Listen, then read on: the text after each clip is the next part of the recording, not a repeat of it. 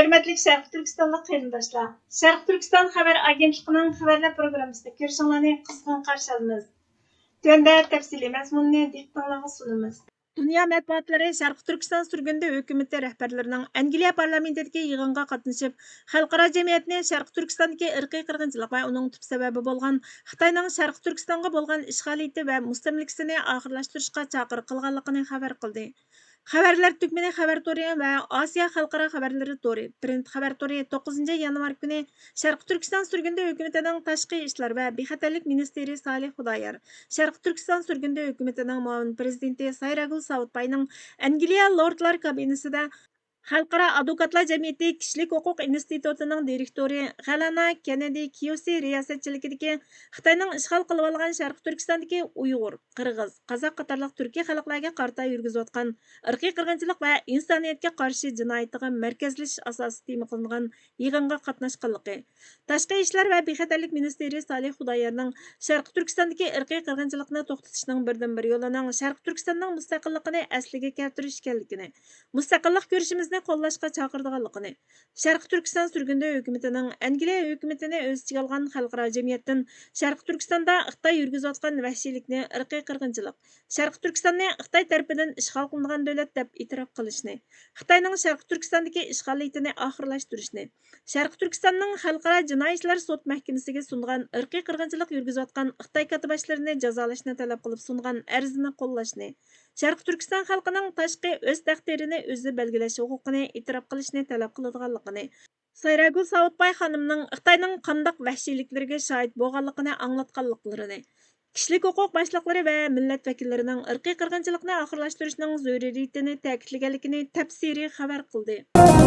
Şivisiya Uyghur Komiteti 9 yanvar günü Xitoyning chirik zolim mohiyatini, Sharq Turkiston xalqiga yurgizib kelayotgan vahshiy qilmishlarini, Sharq Turkistonning mustaqilligini qo'llash orqali Sharq Turkistondagi irqiy qirg'inchilikni to'xtatishni talab qilganligini ijtimoiy axborot vositalarida sirliq ko'rinishlar bilan yana bir qatim o'rtoqlashdi. Komitetning bayonotida Xitoy o'zining iqtisodiy taraqqiyoti va texnika taraqqiyotidan faxrlanishi mumkin, ammo uning vahshiy odamiylikdan uzoq tabiati o'zgarib qolmaydi. Taraqqiyot niqobining ostida zolimlikdan uzuqlangan, izlaganlarning sistemlik azob chekishidan huzur olgan bir Xitoy hokimiyatidan iborat g'alati bir reallik yotidi. Xitoy davlatining kimligi vahshatga to'lgan. Millionlagan kishilarning o'limi va azob uqubatlaridan pastkashlarcha huzur topgan, qo'llari gunohsiz insonlarning qini bilan bo'yalgan, insoniyat tarixining eng qorong'u davrini aks ettiradigan, eng vahshiy azoblardan huzur olishda voyaga yetgan hokimiyatdir. İnsanlıq talab qilingan dunyoda Xitoy rəhimsiz ziyinning chegish bir xotirlatquchisi. Barliq shafqat tuyg'ularini yo'qotgan bir madaniyatning qo'rqinchli bir o'rniki. Xitoyning 75 yildan buyangi yuksalishi ishg'oliyat ostidagi Sharq Turkistondagi millionlarcha Uyg'ur va boshqa turkiy xalqlarning badani va azoblari ustiga qurildi.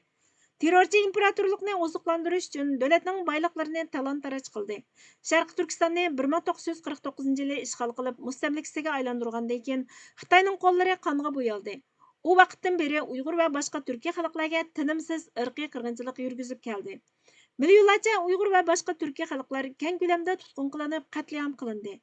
Millionlarchasi jazo lagerlarida a'zo yig'ib olish, qiynash, miya yuyish, ocharchilik, qotillik, jinsiy parakandichilik, majburiy emgakka selish, zaharlash va tug'mas qilib o'tish qatorliq zulmlarga uchrab, 21-asrning eng nachar vahshiyliklari bilan raqobatlashdi. Bu paket Xitoyning rəhimsizligining chek-chegarasining yo'qligini va boshqalarning azob uqubatlaridan o'zini samirtadigan, kishini parakanda qilguvchi axloqiy qarashining realligini gavurlantirdi. Begunoh jonlarning ichinishliq turda qiynalishi Xitoylarga tushuniksiz rohat tuyg'usi berdi. Ularning millionlagan Sharq Turkiston aholilariga qilgan rəhimsiz inson qalbidan chiqqan muomalasi hokimiyatining qo'shimcha mahsuloti bo'lib qolmasdan, boshqalarning azob chekib o'lishi uchun elib berayotgan tinimsiz harakatda o'zini ko'rsatgan kimligining asosli omilidir. Bu zulmdan oladigan huzur uzun zamondan beri insonlik tuyg'usini yo'qotib qo'ygan kimligining yadroliq elementi bo'lib, boshqalarning azob uqubat ichida o'lib ketishini ko'rish to'xtovsiz safarbarligida ifodalanadi. Rəhimsizlikdan huzur elish uzundan buyon odamiylik tuyg'usini yo'qotib qo'ygan bir hokimiyatning belgisidir. Xitoy ilg'or texnikalarni taraqqiy qildirishi va yer sharidagi ta'sirini kengaytirishi mumkin. Ammo uning yadrosi inson qalbidan chiqqan vahshiylik. Xitoy insonlik tarbiyasi sohasida hech qanday ilgarilashlarga erisha olmadi. Ularning tuzilmasi millionlagan kishilarni rəhimsizlarcha o'ldirish va yo'qotish badali qurilgan qo'rqinchli mashina. Har qandaq iqtisodiy taraqqiyot ularning kundan kunga yildan yilga davom qilayotgan jinoiy qilmishlarini yapolmaydi. Sharqi Turkistonning mustamlikasi va irqiy qirg'inchiligi o'tmishdan qolgan yodgor emas. Bu Xitoyning rayimsiz hokimiyatining jonliq bir misoli. Dunyo endi sukut qilmasligi kerak. Xitoyning vahshiyligi 75 yildan buyon izchil turda tekshirilmadi. Xitoyga jazo berilmadi. Xitoyning Uyg'ur va boshqa turk xalqlariga qarshi elib berayotgan irqiy qirg'inchilikni e'tirof qiladigan va uning Sharqi Turkistonni ishg'ol qilganligini e'tirof qiladigan, uningga qarshi harakatga o'tadigan payt keldi. Agar biz harakat qo'llanmasak, qabohatlik tushdak reallikda qisilib qolganlar uchun eng oxirgi umid chirg'ini o'chirib yetamiz.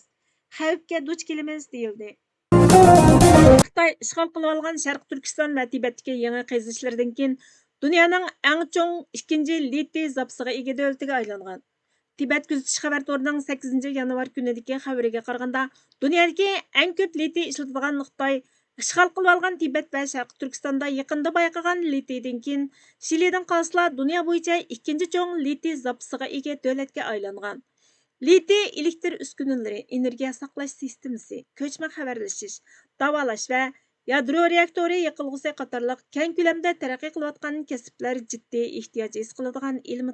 Xitoyning zuvani bo'lgan Xinhua agentligining 8 yanvar kunidagi xabarda Xitoy Xalq Jumhuriyatidagi litiy zapasi yer shari umumiy miqdorining 6%dan 16,5%ga o'rlab, aslidagi dunyoning rad tartibidagi 6-o'rindan 2-o'ringa chiqqan. Dokladda G'arbda 2800 kilometr uzunlikdagi Spodin tipidagi litiy belbog'i bayqaldi deyilgan. Va yana boshqa taratqularda davlatning g'arbiy qismidagi 2800 kilometr uzunlikdagi G'arbiy Kunlin Songpan Ganzi litiy belbog'ini bo'ylab ko'rinarli bayqashlardan bosish borliqi keldi deyilgan. Xinhua agentligi mutaxassislarning so'zini naql keltirib, Xitoyning atalmish yerlik litiyni qazib chiqarishining Xitoyning litiyga bo'lgan ehtiyojida chet davlatlarga tayinib qolishining oldini olib, yer shari litiy bozorini tengshashga tuhfa qo'shadiganligini aytgan. Nishonimiz xalq ichi bo'lsin. Hukumatga ishlasa qo'saq to'q, hukumatga ishlamasa tayanchisi yo'q, och qoladigandek o'ylab oladigan bu ochiq tajribani boshdan kechirayotgan yoshlarimiz balni qaytadan bog'lishi, hukumatga tayanmaymi kun kechirguli bo'ladigan yo'llarni tepib chiqishi lozim. Hozirgi vaqtda buning yagona yo'li xalq orasiga qaytib kelishdir. Yoshlarimiz xalq orasiga qaytib kelib, ulardan mustaqil kun kechirish yo'llarini o'rgansa, xalqimizmi yoshlardan yangi ong, yangi bilim o'rganadi. Yoshlar xalqni besib tushadigan bilimga tayinib, xalqning yaxshi kun ko'rishi haqida o'ylansa, tirishsa, birinchidan turmushi o'ziga tava mustaqil bir turmush bo'ladi. Ikkinchidan xalqqa foyda yetkazib qolmay, jamiyat sirtidagi yot odamga aylanishdan qutuladi va jamiyatimizning haqiqiy o'z a'zosi bo'lib yetishib chiqadi. Agar bu yoshlar xalqning orasiga kirib yildiz torta olsa, xalq ichidan yangvoshdan o'sib chiqsa, qilmoqchi bo'lgan butkul madaniy oqartish harakati va siyosiy taraqqiyotlarni xalq ichida turib qilsa, bundaq bir yoshni hech qanday bir siyosiy bo'ron xalq ichidan yulib elib ketolmaydi va egi chaqisiz bitta ko'chaga tashlab o'tolmaydi. Bundaq bo'lganda yoshlarimizning hukumatga yo'linib yashashdan oladigan zarbalarni tuvallaydi. Shuning uchun biz buni oldinroq o'ylashib, xalq ichiga kirishning yo'llarini o'rganishimiz, o'rganganlarimizni matbuot orqali butkul yosh do'stlar bilan o'rtoqlashishimiz zarur vazifalardandir. Manda Erkisi 206-son 1948-yili 1-oktyabr. Uyg'urchaga ag'dirg'uchi Burxon Muhammad. Sizga vaqt ayirganingiz uchun ko'p rahmat. Kelar qitim programmamizda ko'rishguncha Allohga omonat bo'lgaysizlar.